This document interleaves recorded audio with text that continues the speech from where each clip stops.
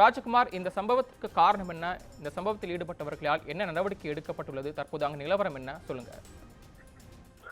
புதுச்சேரி ராஜ்பவன் தொகுதிக்குட்பட்ட சுசிலாபாய் அரசு பெண்கள் மேல்நிலைப் பள்ளியின் அந்த வாக்குச்சாவடியில் பாஜக மற்றும் காங்கிரசார் மோதிக்கொண்டதால் பெரும் பரபரப்பு ஏற்பட்டது. மேலும் ஒருவருக்கொருவர் தாக்கிக் கொண்ட சம்பவம் அப்பகுதியில் பெரும் பரபரப்பையும் ஏற்படுத்தியிருக்கிறது.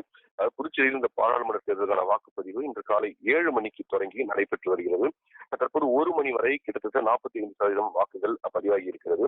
புதுச்சேரியில் 967 வாக்குச்சாவடிகளில் இந்த வாக்குப்பதிவு நடைபெற்று வரும் நிலையில் ராஜ்பவன் தொகுதிக்குட்பட்ட சுசிலாபாய் அரசு பெண்கள் மேல்நிலைப் பள்ளி வாக்குச்சாவடியில் வாக்களிப்பதற்காக முன்னாள் அமைச்சர் கண்ணனின் மகன் கண்ணன் வந்தார். அப்போது அவர் காங்கிரஸ் கட்சிக்கு ஆதரவு தெரிவித்திருந்த நிலையில் அவர் வாக்களிக்க வரும்போது காங்கிரஸ் துண்டுடன் வாக்குச்சாவடிக்கு வந்திருந்தார். மேலும் வாக்குச்சாவடியில் அவர் காங்கிரசுடன் நுழைய முயன்ற போது அங்கிருந்த பாஜக முகவர்கள் வாக்குச்சாவடிக்குள் காங்கிரஸ் துண்டை போட்டு வருவதற்கு எதிர்ப்பு தெரிவித்தனர். ஆனாலும் கழுத்தில் இருந்த துண்டை எடுக்க மறுத்ததால் இரு தரப்பினருக்கும் இடையே வாக்குவாதம் ஏற்பட்டது. பாஜக மற்றும் காங்கிரஸ் கட்சியினர் ஒருவருக்கொருவர் தொடர்ந்து தரமாரியாக வாக்குவாதத்தில் ஈடுபட்டதில் ஒரு கட்டத்தில் இருவரும் ஒருவருக்கொருவர் தாக்கிக் கொண்டனர். இதனால் மோதலில் ஈடுபட்டவர்களை காவல்துறையினர் தடுக்க முயன்றுள்ளனர்.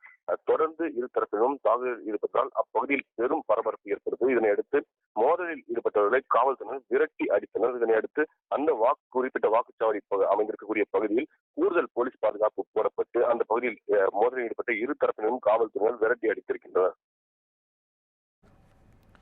தங்களது தகவல்களுக்கு நன்றி ராஜகுமார்.